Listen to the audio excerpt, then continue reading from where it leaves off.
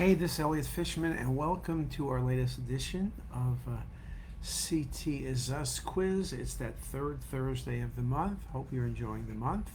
Hard to believe, April in another week or so.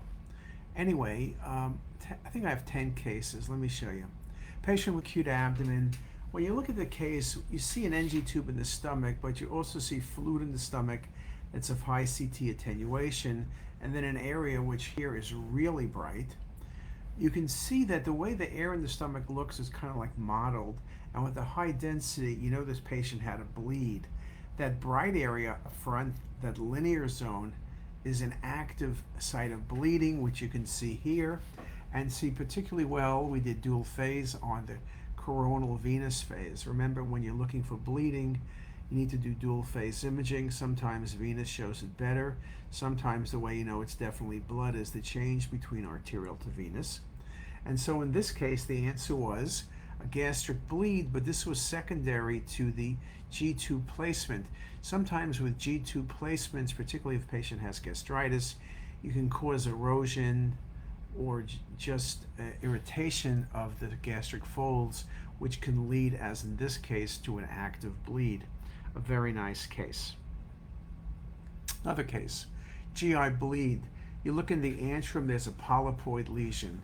When you think about vascular lesions in the stomach, you think about GIST tumors, carcinoid tumors, ectopic pancreas, glomus tumors, but this is really a polypoid lesion. Now you still can say, well, maybe it's a polypoid lesion with malignancy, and you would have to worry about that. And this lesion surely would be resected. They do a wide resection. You can also get vascular mets to the stomach from renal cell or melanoma, but it's a polypoid lesion. Most polypoid lesions are going to be benign, but they're not vascular typically, as in this case, and so the vascularity really makes me worry. This was resected and was a inflammatory polyp. So it's a benign lesion. It was resected. The patient did well. Large polyps like this can bleed from ulcers. That's the typical problem. Often, polyps are just incidental findings and cause no problems at all. But in this case, of course, we were worried about a malignancy. Another case, GI bleed.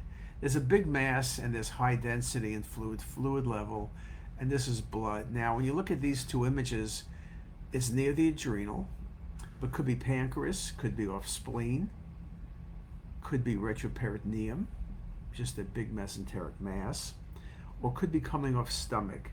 One of the challenges we note is patients who have big exophytic GIST tumors. It's sometimes hard to tell that it's coming off the stomach. Here's a few more views of that lesion, and here it is on the coronal, and you can see the intimate relationship to the stomach kind of parallels the greater curvature. But again, could this be arising from the stomach, or is it just pushing on the stomach? The way it sits, the close relationship, you can see here on the sagittal views as well, the close relationship to the stomach, pushing the spleen, pushing bowel, pushing kidney. You got to think about GIST tumor. GIST tumors, they can be intraluminal or extraluminal, most commonly extraluminal. When they get large like this, you typically don't see vascular lesions, but bleeding is not uncommon. Ulcerations and bleed are not uncommon, and this was an ulceration and a bleed in a GIST tumor. Really nice case. Pancreatic mass. There's a lesion in the tail of the pancreas. It's low CT attenuation with a central punctate calcification, mild dilatation of the pancreatic duct. Here's oblique views. There's also something in the liver, but there's something in the tail of the pancreas. Now, we talk about serous cystadenoma, central calcification, but this doesn't look like a serous cystadenoma. It's low attenuation. You could think about adenocarcinoma, but you don't have calcifications with adenocarcinomas.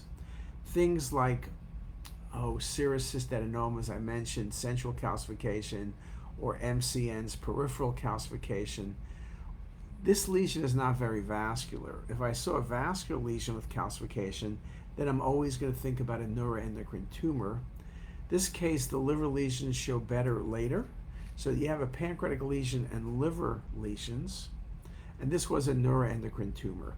It's a bit unusual because it's not very vascular. Neuroendocrine tumors will commonly have calcifications, but there's no one specific pattern that they have. Another case, left upper quadrant pain, large mass, body and tail of pancreas, coarse calcifications around the edge of the lesion. Here it is in coronal views. It's cystic and solid with extensive calcification, pushing on the stomach. What could this be? And this look, it almost looks like a GIST tumor the way it abuts the stomach. So you would even consider that, and GIST can occasionally calcify. But if it's pancreatic, what are you thinking about? MCN, mucinocystic neoplasm, is a good possibility. We could think about a neuroendocrine tumor, but you know, it's not vascular enough for a neuroendocrine tumor. This ended up being resected and was a SPEN tumor, solid papillary epithelial neoplasm, usually in younger females, but we see them in all age patients.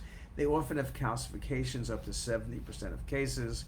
Calcifications have a number of patterns, but often coarse, peripheral, extensive calcification.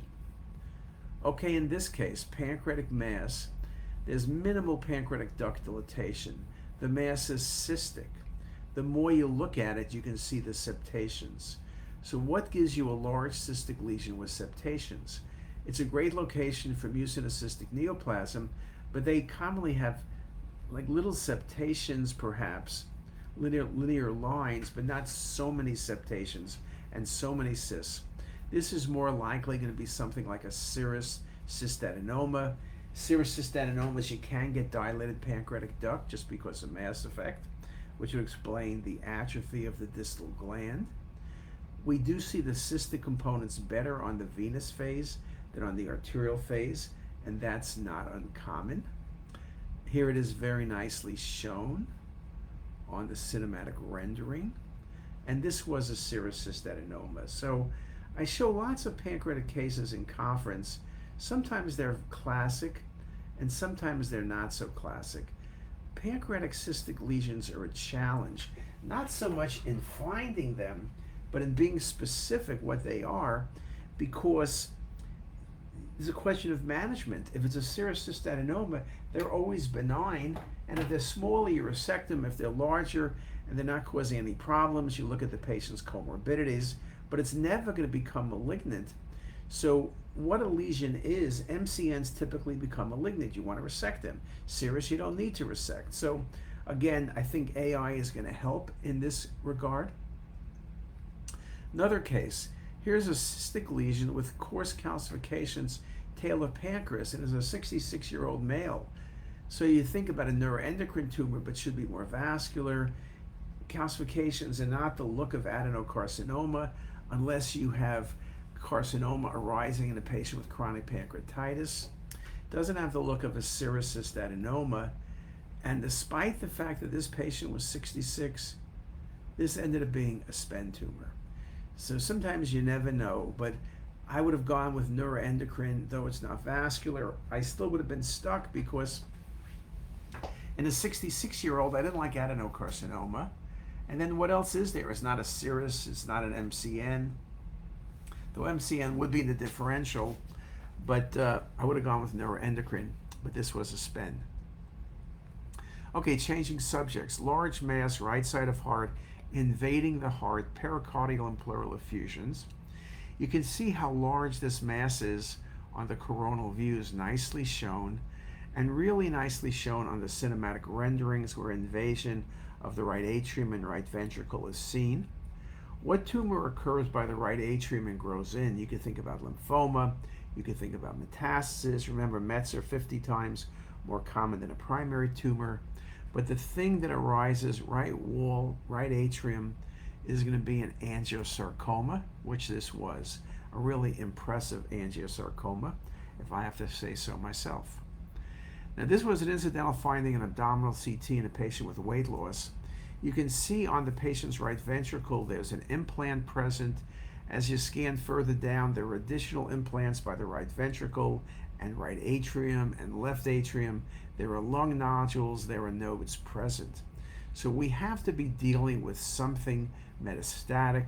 We get into the abdomen, there's a necrotic right renal mass. We're dealing with a renal cell carcinoma, metastatic to the right ventricle, to the right atrium, and to the left atrium. Remember before I made the comment, Mets to the heart are 50 times more common than primary tumors.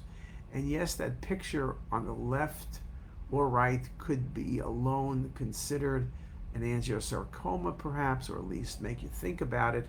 The multiple lesions pushes you away and pushes you to metastatic disease.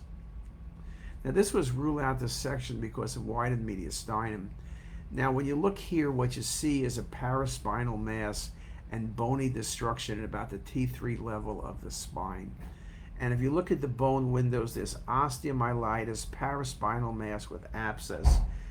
The patient had back pain, and on clinical exam they thought it was a dissection, which is why the CT was gotten. But you can see there's no dissection, there's destruction of vertebral bodies and the disc space. It's osteomyelitis with a paraspinal mass. Just a beautiful example. This was gram-positive cocci. Could be a number of organisms. But again, we look for dissection, but look carefully at the spine always. Sometimes, now this is dramatic, sometimes you'll pick it up earlier, and if you're not really careful on the sagittal views, you can easily miss things. Now here's a patient with abdominal pain, nausea, and vomiting. I like to show this case because you see that the angle of the SMA is decreased. Now, sometimes patients are thin and they have a narrowed angle. We always worry about SMA syndrome, but to have SMA syndrome, you need to have obstruction of the bowel. And when you look carefully here, we have the narrowed SMA angle. Distance of SMA to aorta is decreased. The angle is decreased. But then when you look at this image, you see the second through fourth portion of duodenum, and there's a transition at the SMA level. That's the classic compression of duodenum. That's what you need to see in order to say someone not only has a narrowed angle, but actually has SMA syndrome. Beautifully shown in the axials here, the dilated duodenum. Again, shown very well also on the coronal views. And this was SMA syndrome with obstruction of the patient's duodenum.